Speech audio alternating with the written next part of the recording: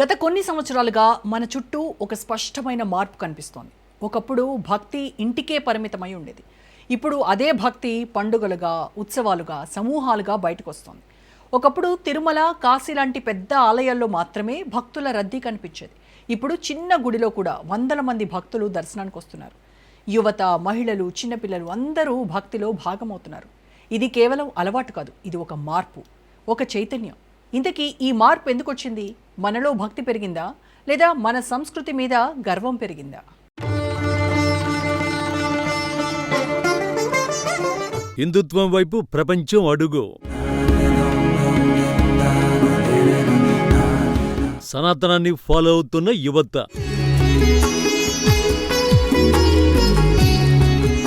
గత 10 ఏళ్లలో హిందువుల భక్తి ఎలా మారింది?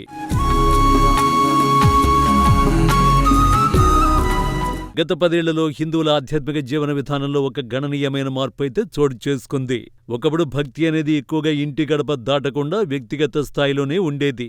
రోజువారీ పూజలు, వ్రతాలు, పండుగలు చాలా సాదాసీదాగా జరిగేవి.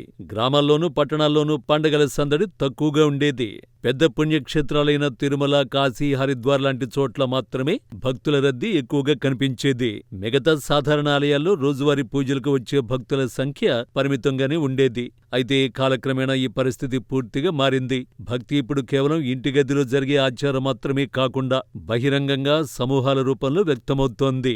ఒకప్పుడు చిన్నగా జరుపుకునే పండుగలు ఇప్పుడు పెద్ద పెద్ద ఉత్సవాలుగా మారాయి. గణేష్ చతుర్థి, నవరాత్రులు, దసరా, శివరాత్రి వంటి పండుగలు ఇప్పుడు వ్యక్తిగతంగా మాత్రమే కాకుండా వీధులు, కాలనీలు, గ్రామాలు, పట్టణాల స్థాయిలో ఘనంగా నిర్వహించబడుతున్నాయి. ఈ ఉత్సవాల్లో యువత, పెద్దలు, మహిళలు, పిల్లలు అందరూ ఉత్సాహంగా పాల్గొంటున్నారు.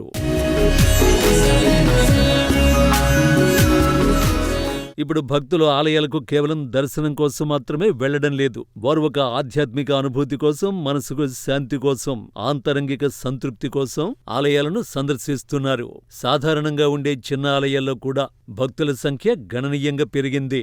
ఒకప్పుడు రోజుకు కొద్ది మంది మాత్రమే దర్శనం చేసుకునే ఆలయాల్లో ఇప్పుడు ప్రత్యేక పూజలు, అభిషేకాలు, హోమాలు జరిగే సమయంలో పెద్ద సంఖ్యలో భక్తులు పాల్గొంటున్నారు. ఈ మార్పులో ముఖ్యంగా యువత పాత్ర చాలా స్పష్టంగా కనిపిస్తోంది. ఒకప్పుడు భక్తి అనేది వృద్ధులకే పరిమితమనే భావన ఉండేది. కానీ ఇప్పుడు యువత కూడా ఆలయ కార్యక్రమాలు, భజనలు, కీర్తనలు, యాత్రలు వంటి వాటిలో చురుకుగా పాల్గొంటున్నారు. మహిళలు కుటుంబ సభ్యులతో కలిసి పూజలు, వ్రతాలు నిర్వహించడం, పిల్లలకు చిన్న వయసులోనే సంప్రదాయాలను నేర్పించడం పెరిగింది. ఇది భక్తి ఒక తరం నుంచి మరో తరానికి సహజంగా బదిలీ అవుతున్నదని సూచిస్తోంది. ఇళ్లలో చిన్నగా జరిగే పూజలు కూడా ఇప్పుడు సామూహిక రూపం దాలుస్తున్నాయి. సామూహిక సత్యనారాయణ వ్రతాలు, లలిత సహస్రనామ పారాయణలు, హనుమాన్ చాలీసా పఠనాలు, భజన మండళ్లు విస్తృతంగా జరుగుతున్నాయి. దీనివల్ల వ్యక్తుల మధ్య ఒక ఆధ్యాత్మిక అనుబంధం ఏర్పడుతోంది. భక్తి ఇప్పుడు ఒంటరిగా చేసే పని కాకుండా సమాజాన్ని కలిపే ఒక బలమైన సాధనగా మారింది. ఈ భక్తి పునరుజ్జీవనం కేవలం ఒక ప్రాంతానికి పరిమితం కాలేదు. ఇది దేశవ్యాప్తంగా విస్తరించింది. కుంభమేళాలు, వైష్ణోదేవి, అమర్నాథ్, శబరిమల, తిరుమల వంటి పుణ్యక్షేత్రాలకు లక్షలాది మంది భక్తులు తరలివస్తున్నారు. వివిధ రాష్ట్రాల నుంచి భిన్నమైన భాషలు మాట్లాడే ప్రజలు ఒకే భక్తిభావంతో ఈ యాత్రల్లో పాల్గొంటున్నారు. దీనివల్ల కులాలు, ప్రాంతాలు, భాషల మధ్య ఉన్న తేడాలు తగ్గి ఒక సామూహిక హిందూ చైతన్యం బలపడుతోంది. సామాజిక జీవితం కూడా ఇప్పుడు భక్తితో ముడిపడి ఉంది. ఒకప్పుడు పండగల్లో పాల్గొనని వారు కూడా ఇప్పుడు ఆ ఉత్సవాలలో భాగం కావాలని ఆసక్తి చూపుతున్నారు. హిందూ సాంప్రదాయాల పట్ల గౌరవం, ఆత్మవిశ్వాసం సాధారణ ప్రజల్లో పెరిగింది. మన సంస్కృతి, మన ఆచారాలు, మన గుర్తింపు అనే భావన బలంగా స్థిరపడుతోంది. ఈ మార్పులో సోషల్ మీడియా కూడా కీలక పాత్ర పోషిస్తోంది. భక్తులు తమ ఆలయ సందర్శన అనుభవాలు, పండగల ఫోటోలు, వీడియోలు, దేవతల కథలు, శ్లోకాలు, భజనలను సోషల్ మీడియా ద్వారా పంచుకుంటున్నారు. దీనివల్ల ఆధ్యాత్మిక భావనలు మరింత మందికి చేరుతున్నాయి. ముఖ్యంగా యువతకు భక్తి కొత్త రూపంలో చేరువవుతోంది. సంప్రదాయం ఆధునికతతో కలిసిపోయి ఒక కొత్త దారిలో ముందుకు సాగుతోంది.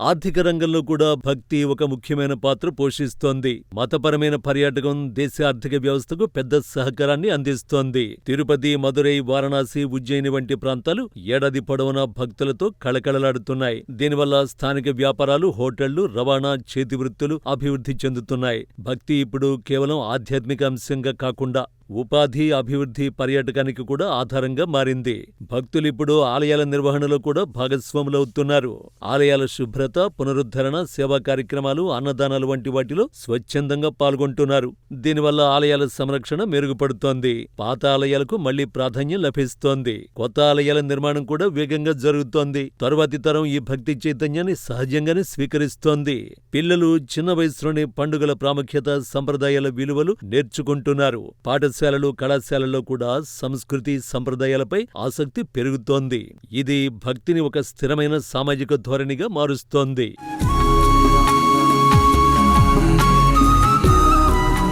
మొత్తంగా చూస్తే గత దశాబ్దంలో హిందువుల భక్తి వ్యక్తిగత స్థాయి నుంచి సామూహిక స్థాయికి ఎదిగింది. ఇది కేవలం పూజలు, వ్రతాల వరకు పరిమితం కాకుండా సమాజం, సంస్కృతి, ఆర్థికం, పర్యాటకం అన్నింటినీ ప్రభావితం చేస్తోంది. భక్తి ఇప్పుడు జీవన విధానంగా మారింది. ప్రతి పండగ, ప్రతి ఉత్సవం మన సంప్రదాయాల గుర్తుగా మాత్రమే కాకుండా మన సమాజాన్ని మరింత దగ్గర చేస్తోంది. ఈ భక్తి చైతన్యం ఇలాగే కొనసాగితే రాబోయే తరాలు తమ ఆధ్యాత్మిక మూలాలను గర్వంగా కాపాడుకుంటాయి. మన సంస్కృతి మరింత బలపడుతుంది. భక్తి అనే ఈ కాంతి మన జీవితాలకు దారి చూపిస్తూ మన సమాజాన్ని ఒకటిగా నిలబెట్టే శక్తిగా నిలుస్తుంది. ఇది మన ఆత్మను శుద్ధి చేస్తూ మన జీవనాన్ని సార్థకంగా మార్చే మార్గంగా కొనసాగుతుంది.